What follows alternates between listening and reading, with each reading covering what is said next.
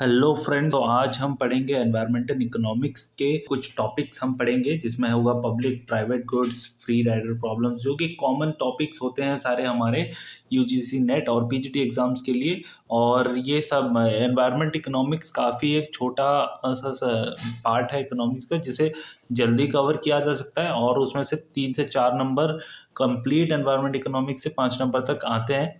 तो कि एक छोटा सा सिलेबस है इसका, तो इसको हम 2-3 क्लासेस में कंप्लीट कर देंगे और कंप्लीट क्लासेस खत्म होने के बाद हम इसके कुछ क्वेश्चंस आंसर सॉल्व करेंगे, 30, 40 या 50 क्वेश्चंस। तो फिर जुड़ी रहिए, फिर शुरू करते हैं।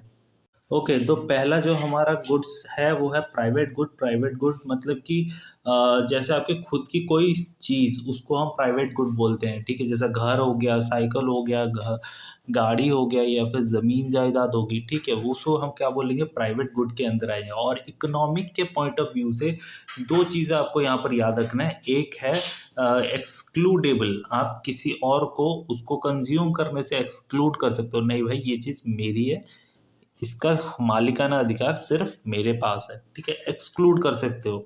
ठीक है। और private good is rivalry. Rivalry हमेशा, ये दो एक चीज को याद रखना, राइवलरी वहां पर होता है जहां पर एक चीज के लिए दो लोग आ जाते हैं। इधर ये चीज तू लेगा, नहीं तो ये चीज मैं लूंगा। ठीक है, नॉन राइवलरी, कोई दुश्मनी वाली बात कहाँ नहीं आती, जहां पर भाई ये चीज़ तेरी भी है मेरी भी है, तो कोई मुझे प्रॉब्लम नहीं है। जैसे कि कोई गवर्नमेंट का रास्ता, जैसे बोलते हैं ना सड़क पे जाते हुए कि ये कहते रहे पिताजी का रास्ता है। ठीक है, तो वो वाली चीज़। ठीक है, तो यहाँ पर वहाँ पर राइवलरी होती है, जैसे कि वहाँ पर कोई अपना हक हक नहीं दिखा सकता। ठीक है, वो ये रास्ता तुम्हारा भी है, हमारा भी है, हम भी टैक्स देते, तुम भी टैक्स देते हैं। ठीक है, नहीं, लेकिन राइवलरी कहाँ पर होता है, अगर कोई बंदा यहाँ पर आके मेरे साइकिल को अगर हाथ लगाएगा या फिर चलाएगा मैं उससे बिना पूछे, उसका कंप्लीटली मालिकाना अधिकार तो मेरा है। तो ठीक है, तो उस जगह पे क्या होगा, वह राइवलरी वाली सिचुएशन होगी। इसका कंप्लीटली मालिकाना अधिकार मेरा है, तो ये राइवलरी वाली सिचुएशन प्राइवेट गुड में होगी। और एक्सक्लूडेबल, मैं उसको अलग भी कर सकता हूँ कि भाई नहीं, ये साइकिल मेरी है, एक्सक्लूड कर सकता हूँ। ओके, तो ये दो चीज़ों को हमें याद रखना है, एक्सक्लूडेबल और rivalry.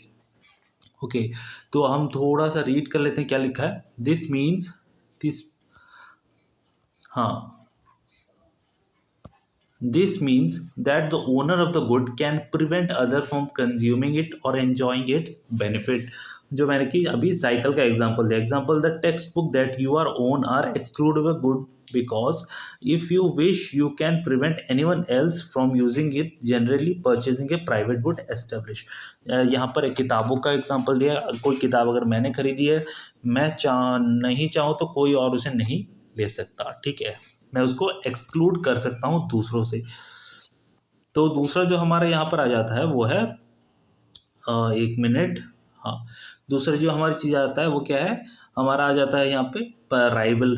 This means that the one person can consume a unit of the good at A time. मतलब एक टाइम में एक ही इंसान उसको कंज्यूम कर सकता है, दो नहीं आ सकती, जैसे मैंने बोला, नहीं तो वो झगड़ा हो जाएगा। So if you are wearing a shirt, no one can else wear that shirt at that time. जब एक कॉमन चीज़ के लिए दो पर्सन आ जाते हैं, तो एक को वो चीज़ at that point of time choose करना पड़ता है कि ये अभी मैं कंज्यूम करूँ।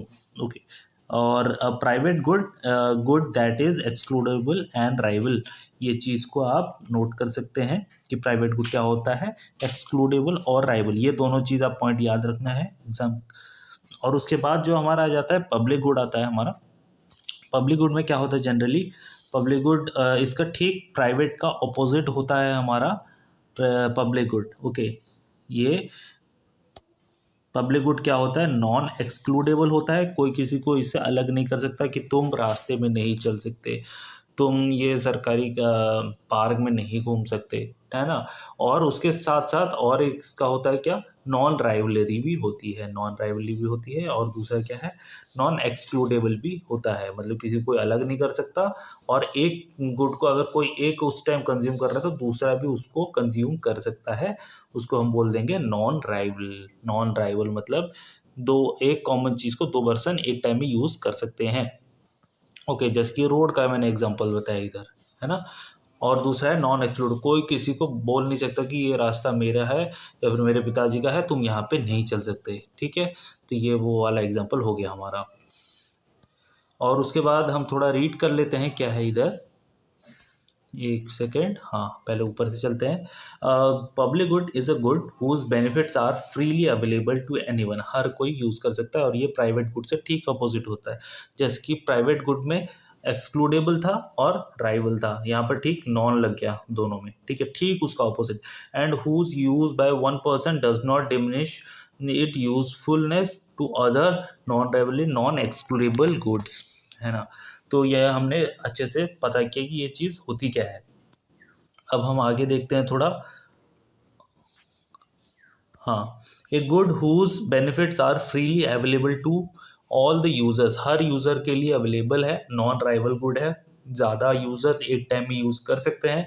ए good that more than one person can consume at a time, मैंने जो बोला वो चीज़ राइवल भी बोलते हैं। And the marginal cost of providing a non rival good to an additional person is zero, मतलब कि कोई मार्जिनल कॉस्ट मतलब कि एक्स्ट्रा कॉस्ट नहीं पड़ रहा है। अगर कोई एक्स्ट्रा पर्सन सेम टाइम में वही चीज़ कंज्यूम कर रहा है तो उसको कुछ एक्स्ट्रा खर्चा नहीं हो रहा। सरकार ने एक बार में रोड बना दी, ठीक है, अगर उसमें सालों साल जितने भी लोग जाएंगे एक्स्ट्रा, उसमें मतलब कि तो एक्स्ट्रा कॉस्ट सरकार को नहीं पड़ेगा, एक बार में खर्चा हो जाएगा। लेकिन अगर एक मतलब कि गाड़ी है, ठीक है, उसमें एक लिमिटेड अमाउंट ऑफ लोग जा सकते हैं, लेकिन उससे अगर ज़्यादा लोग जाएंगे तो क्या होगा, उसका वेयर एंड टीयर खराब होगा, डेप्रिसिएशन लगेगा, उसकी गाड़ी की हालत ख़राब होगी, है ना, एक्स्ट्रा चार्जेस लग जाएंगे। सेम चीज़ है प्राइवेट गुड, घर एक घर हो गया, घर में जितने लोग रहने चाहिए, ठीक है, मान लो एक फ्लैट है उसमें 5 लोग रह पाएंगे, अगर उसमें 10 15 20 लगेंगे तो उस हिसाब से उसका मार्जिनल कॉस्ट बढ़ेगा कि उसमें उस घर में खाना पीने का सामान ज़्यादा कर लगेगा, पानी ज़्यादा खर्चा होगा, इलेक्ट्रिसिटी बिल ज़्यादा आएगी, है ना, और घर का वियर एंड टियर जल्दी ख़राब हो जाएगा घर का, है ना, तो वो मार्जिनल कॉस्ट। लेकिन ठीक उसी तरह रोड में वैसा ही या फिर पब्लिक गुड में उस वो वाली चीज़ें नहीं दिखाई, वो चीज़ें नहीं देखनी पड़ती। अगर ये रोड बनी है, इसमें अगर 5 लोग जा सकते हैं, अगर 10 लोग भी या फिर 50 लोग 100 लोग भी ऐसे चलेंगे तो कोई दिक्कत नहीं, रोड पब्लिक गुड है, वहाँ पर चलना सबको अलाउ है, ठीक है वो, और उसका उस पॉइंट ऑफ टाइम में एक एक्स्ट्रा खर्चा नहीं लगेगा।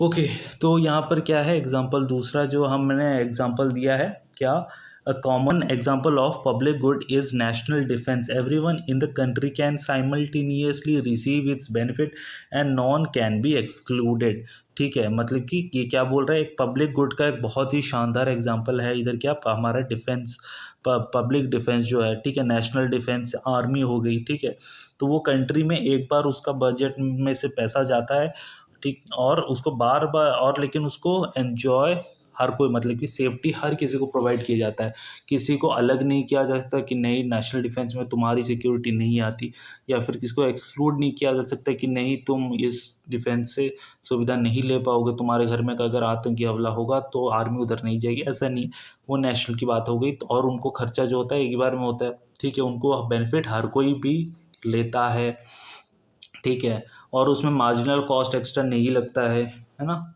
ओके, जो उसके बाद जो मैंने यहाँ पर थोड़ा सा एग्जांपल सेट किया है, आप देख सकते हो कि ये स्ट्रीट लाइट्स जो होती है वो क्या होती है, पब्लिक गुड्स होती है, non rival and non excludable, ठीक है, यहाँ आपको नॉन राइवल मतलब कि एक से ज़्यादा पर्सन इसको एक टाइम में कंज्यूम कर सकते हैं, और नॉन एक्सक्लूडेबल कोई उसको नहीं बोल सकते कि नहीं तुम स्ट्रीट लाइट का नहीं इस्तेमाल कर सकते, आप दूसरे रास्ते से जाइए, समथिंग ऐसा कोई नहीं हो सकता। लेकिन एट द सेम पॉइंट यहाँ पर प्राइवेट गुड में ये सब चीज़ें नहीं अलाउ होती, आप एक्सक्लूड कर सकते हो, राइवल कर सकते हो, आपकी गाड़ी है, आपकी मर्जी, ठीक है, so that's the difference.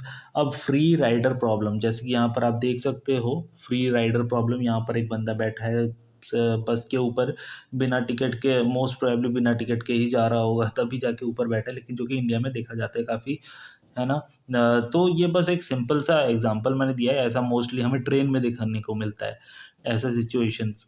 Okay, तो अभी हम पढ़ते हैं फ्री राइडर प्रॉब्लम क्या है। फ्री राइडर जैसे एक सिंपल सा वर्ड से ही पता चल रहा है कि फ्री राइडर, उसको पैसे नहीं देने पड़ते या फिर समथिंग, उसमें क्या प्रॉब्लम है, उसी से रिलेटेड चीज़ें यहाँ पर भी हैं।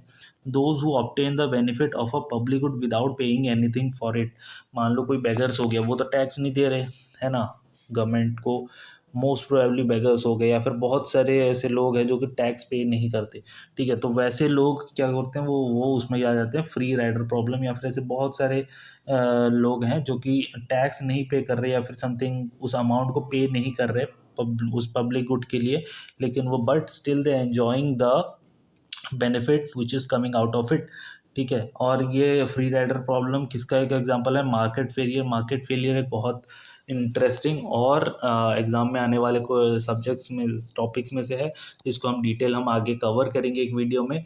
When a free rider problem arise, free rider problem कब अराइज होता है, ठीक है। When everyone can consume a resources in an unlimited amount, ठीक है। कोई भी पब्लिक गुड हो गया, ठीक है, और उसको अनलिमिटेड अमाउंट में कोई यूज़ कर सकता है, जैसे कि स्ट्रीट लाइट हो गया, सड़क हो गया, उसको अनलिमिटेड अमाउंट में तुम यूज़ कर सकते हो, कोई कुछ नहीं बोलेगा। या फिर तुम पब्लिक गुड मान लो, ठीक है, आर्मी डिफेंस हो गया, you are still by getting protected by the Indian army, ठीक है। तो लेकिन उसमें से आपको कोई एक्सक्लूड नहीं कर सकता, बट आप में बहुत लोग हैं जो टैक्स पे नहीं कर रहे, ठीक है। When someone has to produce and maintain the resources, किसी ना किसी को तो उस रिसोर्सेज को मेंटेन करना है, वो स्ट्रीट लाइट को तो मेंटेन करना होता है ना। नेशनल डिफेंस है, उनको वहाँ पर पैसे खर्च होते हैं, ठीक है। तो किसी ना किसी को तो वो खर्चे को बियर करना होता है। That is not the natural lake, that is it's not a natural lake, कोई नेचुरल लेक नहीं है। मतलब एग्जांपल यहाँ पर दिया गया है, इट्स अ स्विमिंग पूल। मान लो कोई नेचुरल लेक में तो हर कोई जा सकता है, वो पब्लिक गुड है, लेकिन it's a swimming pool and someone had to undertake its construction and maintain, किसी ना किसी को तो वो मेंटेन करना पड़ेगा, कंस्ट्रक्शन करना पड़ेगा। वो एग्जांपल आप नेचुरल लेक में भी ले सकते हो। नेचुरल लेक में भी आप जाओगे, गंदा करोगे, किसी ना किसी को तो खर्चा करके उस लेक को भी साफ करना पड़ेगा। अगर आप बार बार यूज़ करोगे, ठीक है, तो वो गवर्नमेंट हो सकती है या फिर कोई प्राइवेट एजेंसीज हो सकती है, ठीक है। तो यहाँ पर उसी चीज़ के बारे में बताया गया है।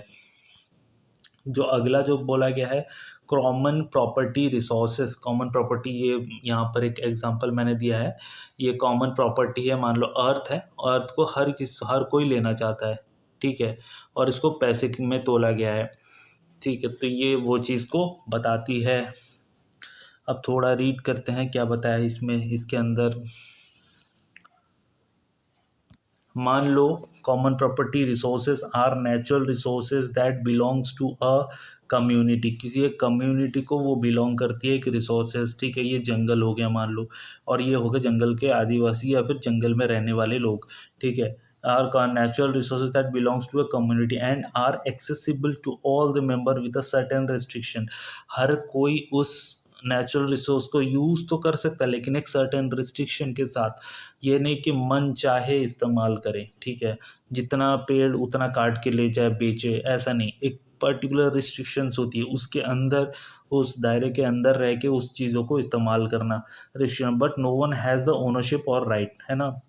जंगल में रहने वाले जनरली आदिवासी वो रहते हैं, वो जंगल का इस्तेमाल करते हैं, फूल, पत्ता और जितने भी सारे ऑफ नेचुरल रिसोर्सेज हैं उसका इस्तेमाल करते हैं, लेकिन कोई एक प्रॉपर बोलते नहीं कि ये मेरा मेरा पेड़ है, ये जगह मेरा है, वो अपना ओनरशिप राइट वहाँ पे नहीं दिखाते। तो उसके बाद तो क्या बोला है, one way to model a common one way to model a common property resource is to realize that above certain level of utilization every users of the resources essentially impose a cost on the other user। ये क्या बोलता है कि अगर जितने भी ज़्यादा user मतलब उसके यूज़ कर रहे हैं, किसी न किसी और का यूज़र का सामान वो खुद कंज्यूम कर रहे हैं। In example a fishery, if the number of fishing trips is relatively low, adding one more trip is unlike to affect the catch of other fishers, ठीक है। मान लो एक पर्टिकुलर लेक है, ठीक है, उस लेक में आप जाओगे, हमारे इंडिया का सबसे सॉल्टी लेक सबसे बड़ा सॉल्टी लेक चिलिका लेक ले लो, ठीक है। चिलिका लेक में बहुत सारे फिशर्स जाते हैं, ठीक है, लेकिन वो एक अमाउंट में जाते हैं। अगर उससे वो ज़्यादा फ्रीक्वेंसी करेंगे, एक पर्टिकुलर एक फ़िशर है जो कि दिन में 3-4 बार जा रहा है, फ़िशिंग कर रहा है, या फिर उसका जितना लिमिट है जाने का उससे ज़्यादा बार फ़िशिंग करने जा रहा है। इसका मतलब ये कि दूसरे फ़िशर्स की क्या जो जितना भी अमाउंट वो फिशिंग करते, जितना प्रॉफिट वो अर्न करते, वो अब वो उनका हिस्सा भी धीरे धीरे खुद कंज्यूम कर रहे हैं, जो कि इसी चीज़ को यहाँ पर वो बताता है दूसरों का। हाँ, ये रहा, every user of resource essentially impose of a cost on other users. ठीक है, तो ये फिशरी का वही एग्जांपल इधर दिया है। Okay, one more second. तो अभी हम वही फिशरी वाले एग्जांपल्स को अच्छी तरह से देखेंगे। यहाँ पर क्या है, but above a critical level each additional fish tripping, जो हमने अभी चिलिका वाला एग्जांपल लिया, fishing trip begins to harm overall health of the fishery and thus reduce. Overall health पे क्या रिड्यूस होता है, जैसे कि यहाँ पर देखो बहुत सारे लोग एक बार में फिशरी करने आए हैं, तो फिर उस इलाके के फिशरी के हेल्थ के ऊपर ये अफेक्ट कर रहा है। The catch for everyone, the catch for everyone in the fishery, each individual fishers will consider only whether he or she is making profit। मतलब ऐसा अगर सिचुएशन हो गया तो हर कोई पहले सोचेगा कि मैं खुद प्रॉफिट कर रहा हूँ या नहीं, so that the fact that other profits have declined will not be taken into account by additional fishers. मतलब कि जो फिर जितना ज़्यादा वो सिर्फ अपने बारे में सोचेगा और दूसरों का प्रॉफिट तो जैसे भी होगा कम ही होगा। ठीक है, तो यहाँ पर देख लो, मान लो कि एग्जांपल लो, ये 15 मतलब कि मान लो एक मछुआरा है, इनमें से कोई एक है, जो कि अगर वो चिलिका लेक में जाता है तो उसका 1500 रुपये खर्च होता है एक ट्रिप का। ठीक है, तो लेकिन वो क्या करेगा, और वो उसका प्रॉफिट कितना होता है, एक ट्रिप में जाने से 1500 खर्चा होता है और उसका प्रॉफिट होता है 2500 रुपये। ठीक है, एक ट्रिप में। मान लो अगर वो यहाँ से अगर वो एक ही बार ट्रिप कर रहा है तो उसका सिर्फ 2500 का ही प्रॉफिट होगा।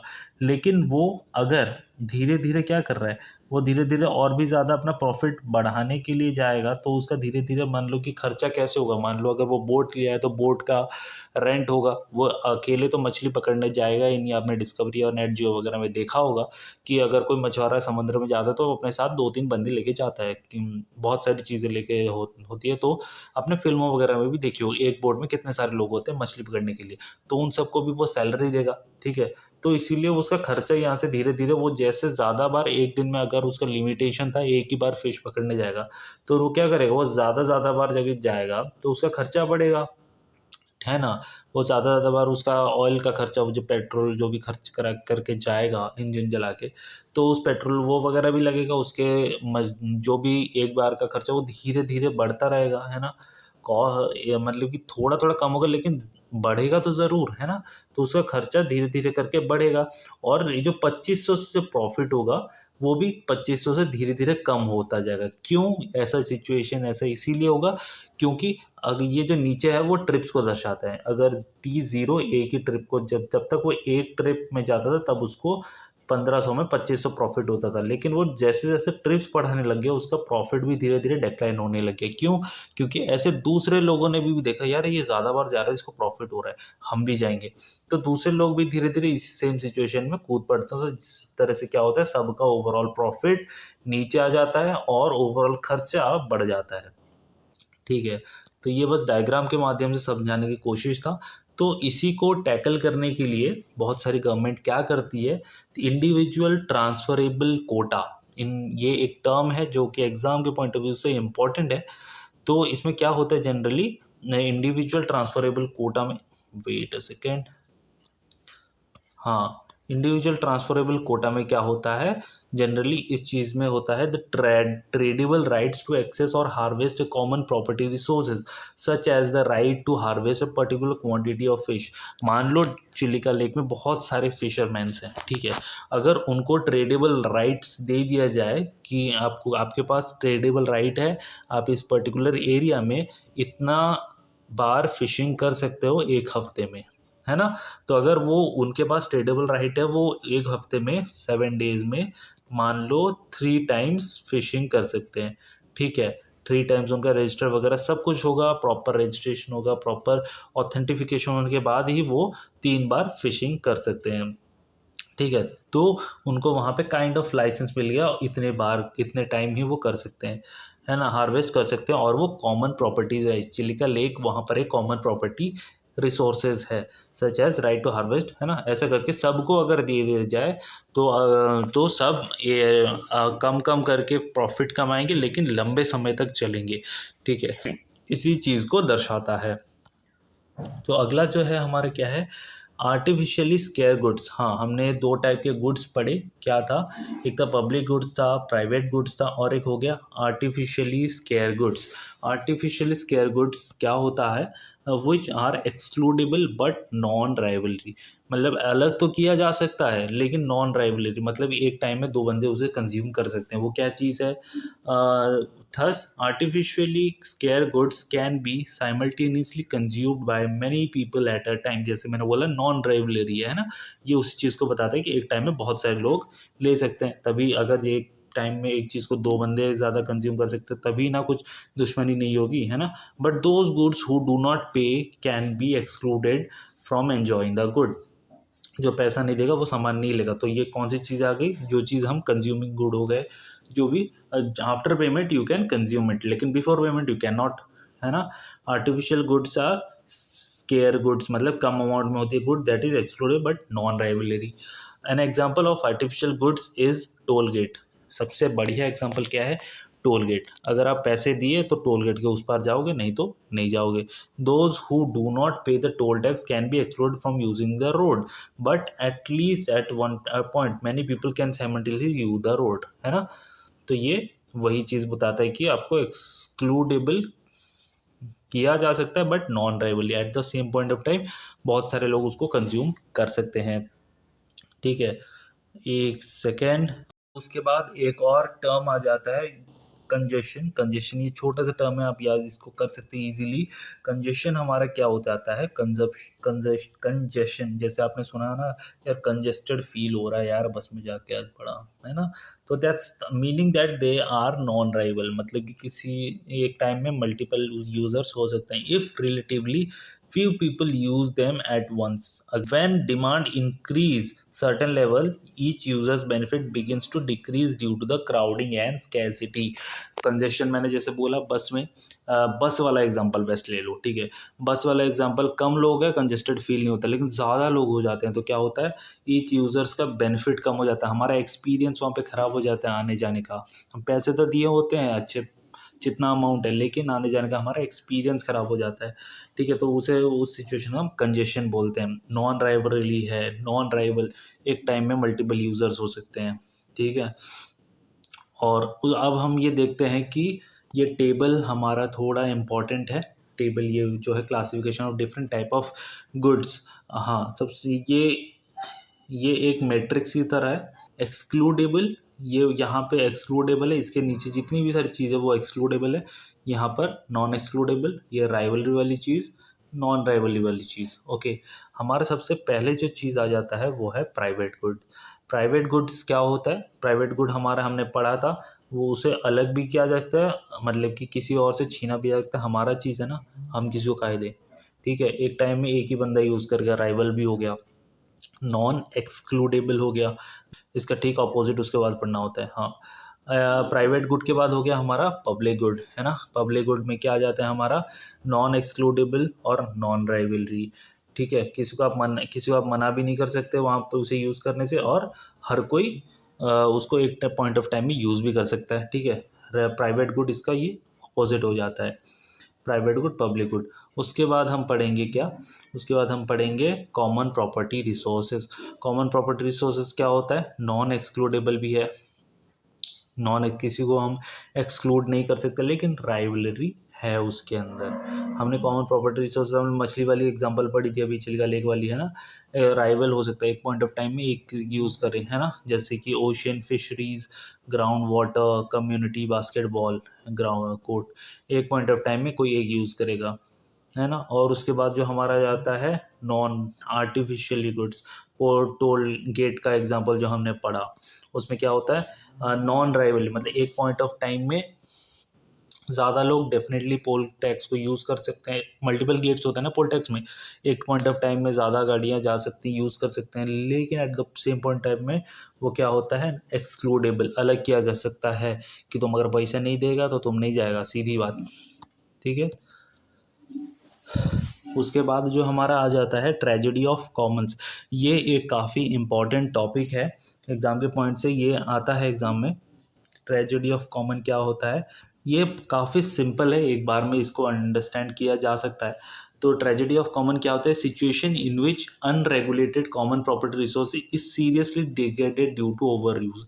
मतलब कि जैसे कि हमने फिशरी वाला एग्जांपल दिया, ठीक है, कॉमन प्रॉपर्टी रिसोर्सेज हैं, उसमें बहुत ओवर यूज़ अगर किया जाएगा तो क्या होगा, वो एक सीरियस सिचुएशन को जन्म देगा, ठीक है, विच अनरेगुलेटेड, अगर कुछ रेगुलेशंस नहीं रही तो मन चाहे चीज़ें लोग वो करेंगे, अनलिमिटेड अमाउंट में उस चीज़ों को एक्सप्लॉइट करेंगे। ये वही बताता है कि ट्रेजेडी ऑफ कॉमन चीज़ को किस तरह एक्सप्लॉइट हो किया जाता है, ठीक है।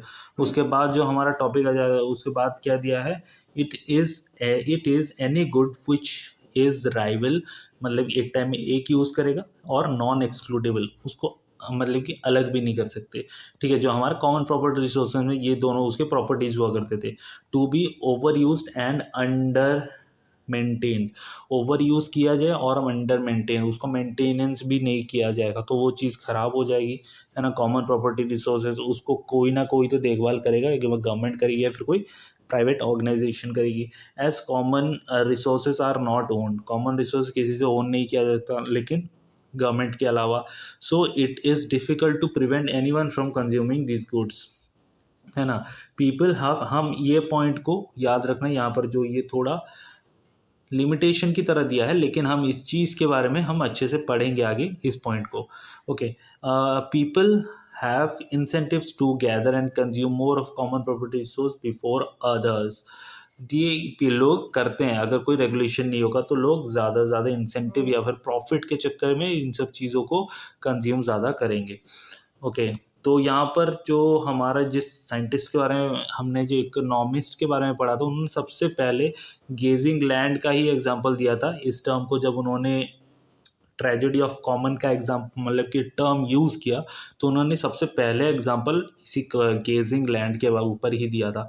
मान लो देखो, ये एक प्रॉपर्टी राइट्स रिसोर्सेज आप ड्राइंग से ही जान पा रहे हो, जैसे कैसे कि एक गेजिंग लैंड में 3 है तो वो ग्रीनरी दिख रही है, लेकिन उसके बाद जैसे उसके नंबर्स बढ़ने लगे तो लैंड की क्वालिटी कम होने लगी, ख़राब होने लगी, और वहाँ पे ग्रासेस कम उगने लग गए, है ना। Use of common is below carrying capacity of the land, हाँ, if one or more user increases the common beyond is carrying capacity, common becomes degraded, degrade होने लग जाता है। The cost of degradation incurred by all the users, जितना मतलब कि जितने भी सारे यूजर्स हैं उन सब को ये अफेक्ट करने लग जाता है। Unless the environmental cost are accounted for and address in the land use party practices, eventual the land will be unable to support the activity. एक पॉइंट ऑफ टाइम वो इतना ज़्यादा डिग्रेड, अगर उसके ऊपर रेगुलेशन नहीं लगा तो वो धीरे धीरे धीरे इतना ज़्यादा डिग्रेड हो जाएगा कि किसी भी टाइप की एक्टिविटीज़ के लिए वो किसी काम का नहीं रहेगा, ठीक है। तो अगला जो है हमारे common resources like wild, common resources like wildlife can be subjected to the tragedy of common wildlife, ये इनकी ग्रास गेजिंग लैंड के बारे में बताता है, ठीक है। जो हमारा उसके बाद है हमारा, हाँ, उसके बाद जो हमारा द टर्म ट्रेजेडी, हाँ, ये अब हम थोड़ा हिस्ट्री के ऊपर उसका पढ़ लेते हैं। Okay, the term tragedy of common comes from the influential paper written by the ecologist Garrett Hardin Garrett Hardin, ये नाम आप याद रख सकते हो, ये आता है एग्जाम में ऐसे नेम के ऊपर। इस पर्टिकुलर इकोनॉमिस्ट ने क्या टर्म दिया था, इस क्वेश्चन, ऐसे क्वेश्चन हम आगे करेंगे सॉल्व में। 1968 में दिया था, और डेट भी आ जाता है कि कौन से डेट में आया था, उसको क्रोनोलॉजिकली उस चीज़ को सेट करिए। Okay, discussing the degrading of the common grazing land in the England का एग्जांपल दिया था, उसे कॉमन ग्रेजिंग लैंड कैसे तरह डिग्रेड हो रहा है बार बार। ओके, तो उन्होंने ये वाला एग्जांपल दिया था। The Hardin saw the only solution to the tragedy of common as placing the restriction on the use, उन्होंने रिस्ट्रिक्शन वाला, ये वाला एग्जांपल उन्होंने सोल्यूशन दिया था कि ट्रेजेडी ऑफ कॉमन को कैसे बचाया जा सकता है, रिस्ट्रिक्शन, और वो रिस्ट्रिक्शन कौन लगाएगा, गवर्नमेंट ही लगाएगी, वो ये बोले थे। ओके, तो common property resources such restriction would be most likely need to be legally impose by the government, है ना। गवर्नमेंट ऑफ द कंट्री उसको रिस्ट्रिक्शन लगाएगी, तभी जाके ऐसा कुछ होगा, नहीं तो कोई नहीं। वो कॉमन प्रॉपर्टी रिसोर्स का कोई माई बाप नहीं होता, और गवर्नमेंट ने ही उसके ऊपर कुछ रिस्ट्रिक्शन लगाएगी तो कुछ नहीं होने वाला। ओके, और उसके बाद कुछ रिसर्च, जो जब ये रिसर्च हमारे हार्डनिंग जी ने दिया था, तो बट के उसके कुछ दशकों बाद research have demonstrated that local communities have demonstrated the capacity to avoid this tragedy. तो क्या होता है, जैसे कि जंगल में, जंगल के वासी जो हैं, तो वो क्या होता है, उनकी कम्युनिटी फॉर्मेशन हुई। कम्युनिटी फॉर्मेशन के बाद उन्होंने क्या किया, बातचीत किया कि ये हमारी धरती माँ है, इसको संभाल के हमें रखना है। और इसीलिए उन्होंने कम्युनिटी फॉर्मेशन किया, मीटिंग्स बिठाई, और उन्होंने ऐसी ट्रेजेडी को फॉर्मेशन होने से पहले ही मॉनिटर खुद collectively design and monitor and enforce, मतलब खुद से ही उन्होंने प्रोटेक्शन देने की सोची, और एक कस्टम बना दिया कि इतना अमाउंट में हम सब यूज़ करेंगे। एक मेंटेनेंस खुद के, मतलब कि सोसाइटी में उन्होंने कस्टम बना दिया, ठीक है, जो ऐसे कॉमन प्रॉपर्टी रिसोर्सेज बनते हैं, और ये लोकली होने लग गए विदाउट गवर्नमेंट इंस्ट्रक्शन। ये ऐसे सब चीज़ें देखने लग गई। तो आज के लिए इतना ही। एमसीक्यूज़ के साथ प्रैक्टिस करेंगे, और हम एनवायरनमेंट इकोनॉमिक्स के कम ही टॉपिक्स रहे हैं, और उसको हम जल्दी कवर करेंगे इन अपकमिंग क्लासेस। तो आज के लिए इतना ही, धन्यवाद।